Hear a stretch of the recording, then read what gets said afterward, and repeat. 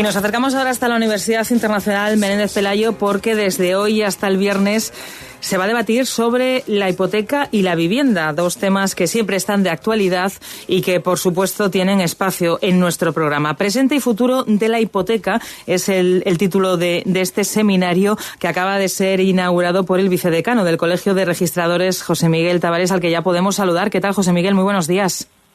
Hola, buenos días. Encantado de estar con vosotros. La hipoteca siempre de actualidad y más ahora que ha sido reformada, que tenemos una nueva ley de crédito hipotecario, ¿no? Bueno, siempre ha sido una figura muy importante por la trascendencia económica que tiene. Quizá la reforma que hay ahora no es tanto de la ley hipotecaria, sino de aspectos previos a la contratación para lograr una mejor protección de los consumidores y un mayor control sobre el contenido de las cláusulas hipotecarias. ¿De qué se va a hablar en el curso? ¿A quién va dirigido? ¿Cuál es el contenido? Bueno, el curso va dirigido a profesionales, esencialmente abogados, procuradores, notarios, registradores de la propiedad, jueces y fiscales. Ese es el ámbito subjetivo. Y el contenido, esencialmente, se va a centrar, por un lado, en la salud de la hipoteca desde el punto de vista económico, como figura relevante para la concesión del crédito, el estudio de la protección de los consumidores y las distintas sentencias sobre cláusulas abusivas o poco transparentes que han ido surgiendo, y por último un estudio detallado sobre esas últimas reformas que señalabas antes que acaban de entrar en vigor. Tenemos la sensación cuando el consumidor se enfrenta a ese momento en el que tiene que firmar la hipoteca, después de consultar todas las cláusulas, las condiciones, de comparar los diferentes contratos que le puede ofrecer una entidad bancaria, al final tenemos muchas veces la sensación de que estamos en sus manos, de que el consumidor no puede hacer mucho más allá de intentar que, permítame la expresión, que no se la cuelen. ¿Hasta qué punto esto es así? Bueno, lo cierto es que el mercado hipotecario funciona con unos contratos tipo, unos contratos de adhesión en el cual el consumidor lo que puede hacer es aceptar o no lo que le ofrecen.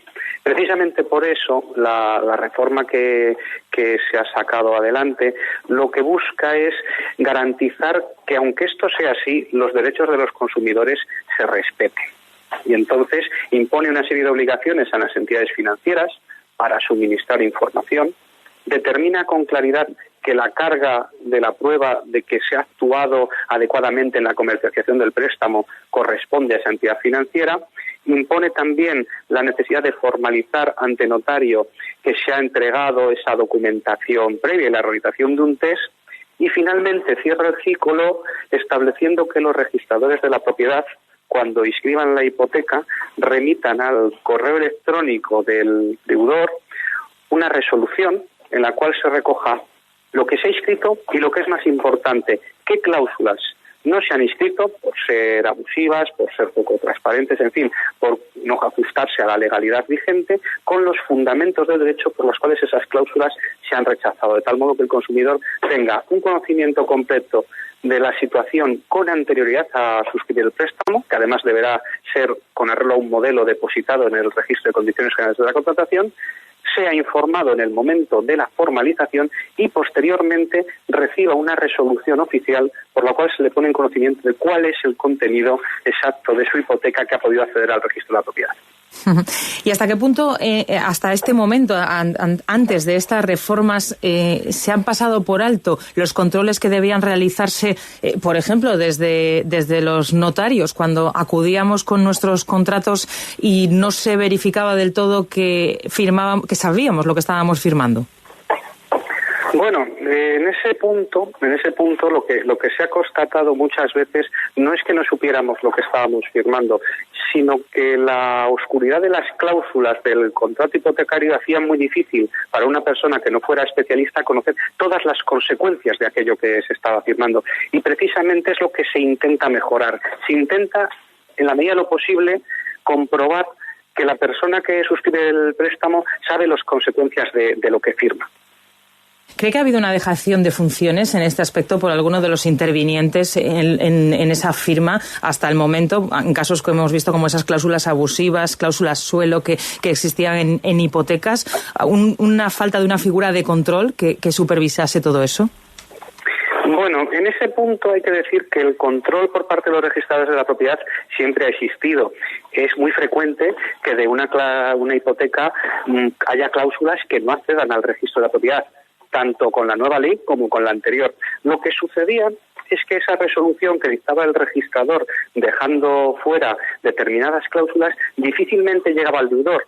Es decir, el encargado de la tramitación del documento era la entidad financiera, de tal modo que esa resolución en la cual el registrador señalaba a lo mejor la concurrencia de una cláusula abusiva, la recibía la entidad financiera, que no se la entregaba a su cliente. A su cliente simplemente le entregaban una copia de lo que había firmado ante notario. Pero la hipoteca, que es un derecho de inscripción constitutiva, no existe hasta que no se inscribe en el registro y tiene solo el contenido que determina el registro. Con lo cual, lo que se está intentando suplir es ese déficit de información, porque el control de legalidad de los registradores ya existía.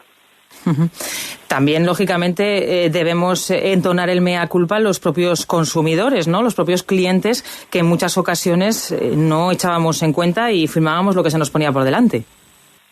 Bueno, pero fíjate, yo no lo veo como planteas, porque muchas veces cuando el consumidor llegaba y firmaba un determinado documento, lo que no sabía era las consecuencias que tenía en toda su amplitud lo que había firmado, y cuando alguien no sabe cuáles son esas consecuencias, difícilmente puede preguntar aquellos aspectos que para él puedan resultar más relevantes. Es decir, sí que hay que reconocer que existía un déficit de información, y eso es lo que se intenta suplir. Desde su experiencia, ¿han constatado que seguimos siendo los españoles, quizá de los europeos, que tienen más arraigado esa necesidad de tener una vivienda en propiedad? ¿Seguimos firmando hipotecas? ¿Qué experiencia es la que tienen en los últimos años? Bueno, yo creo que aquí hay que primero matizar la idea base. Es decir, los españoles no somos los europeos que más viviendas tenemos en propiedad.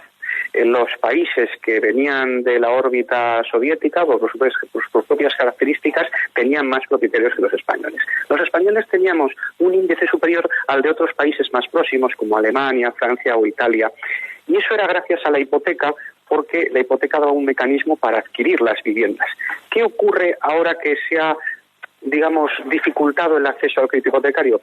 Pues algo que era también previsible. Aquellas personas que tienen una renta familiar más alta, no solo en su porcentaje se mantienen como propietarios, sino que aumenta el número de propietarios nuevos con rentas altas. Y, sin embargo, disminuye el número de propietarios con rentas bajas. Y eso es malo. Eso es malo porque lo que indica es que hay personas a las cuales se les está excluyendo de la posibilidad de adquirir una vivienda en propiedad. Porque lo lógico es que una persona pueda decidir cuál es el mecanismo que más le satisface, el alquiler o la adquisición en propiedad. Los españoles nos decantamos por eso porque es la figura que económicamente es más ventajosa a la larga. Bueno, pues todos estos asuntos se van a tratar en el curso que ha arrancado hoy y que se va a desarrollar en la Universidad Internacional Menéndez Pelayo hasta este viernes. Presente y futuro de la hipoteca, José Miguel Tavares, que creo que antes se ha acentuado mal su apellido, vicedecano del Colegio de Registradores. Muchísimas gracias por atendernos. Gracias.